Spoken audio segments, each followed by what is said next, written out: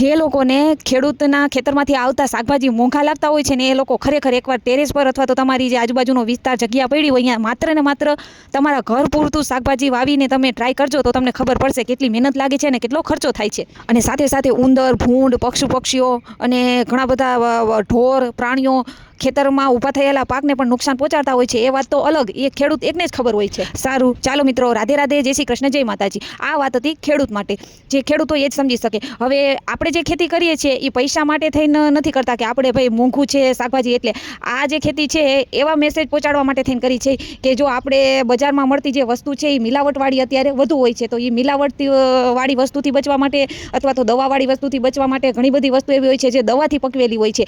આ બધી વસ્તુથી બચવા માટે થઈને આપણે ખેતી કરી છે અગાશીમાં। તો કઈ કઈ વસ્તુ મેં નાખેલી છે તેનો વિડીયો આપણે જોઈએ।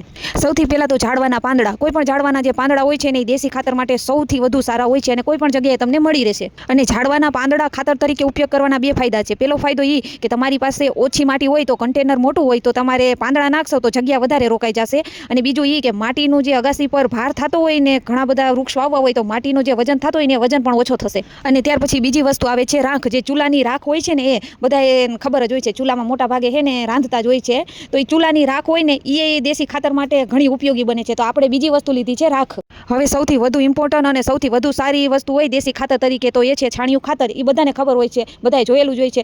તો આપણે આટલી વસ્તુ વાપરી છે, છાણિયું ખાતર, રાખ અને પાંદડા અને માટી, આ 4 વસ્તુથી આપણે બધા કન્ટેનર છે તે ભરીને તૈયાર કરી દીધા છે। અને સૌથી ઇમ્પોર્ટન્ટ વસ્તુ, આપણે વાવેલી જે શાકભાજી છે એને બધા જ તત્વો મળી રહે, જેમ કે પ્રોટીન છે, ફાઇબર છે, વિટામિન, કેલ્શિયમ બધું જ મળી રહે। તેના માટે થઈને આપણા ઘરની જે વેસ્ટ શાકભાજી છે, જેમ કે આપણે કંઈ પણ ફ્રૂટ ખાધું છે તો તેના જે છાલું હોય છે, ફોતરા હોય છે એ, ત્યાર પછી આપણે જે શાકભાજી રાંધ્યું છે જેમ કે બટેકાની છાલ હોય છે, ડુંગળીના ફોતરા હોય છે, આવી કોઈ પણ વેજીટેબલ વેસ્ટ વસ્તુ છે ને એને ભેગી કરી અને ખાતરમાં નાખી દેવાની। અને જો તમે કંઈક કામ કરતા હશો ને સારું, તો તમારું બાળક પણ એ વસ્તુ શીખશે। જો મારો દ્રષ્ટાંત, હું કંઈ પણ કામ કરતી હોય તો મારી સાથે સાથે હોય, અત્યારે પણ મને ઘણી હેલ્પ કરાવે છે, તમે વિડીયો જોઈ શકો છો। સારું મિત્રો, આવજો, જય શ્રી કૃષ્ણ, જય માતાજી। અને જો વિડીયો ગમ્યો હોય તો લાઇક, શેર અને ફોલો કરવાનું ભૂલતા નહીં। આવજો, ફરીથી મળીશું, બાય બાય। અને હા, તમે કમેન્ટ કરવાનું ભૂલી જાઓ છો, વિડીયો સારો છે કે નહીં એટલી કમેન્ટ તો કરો।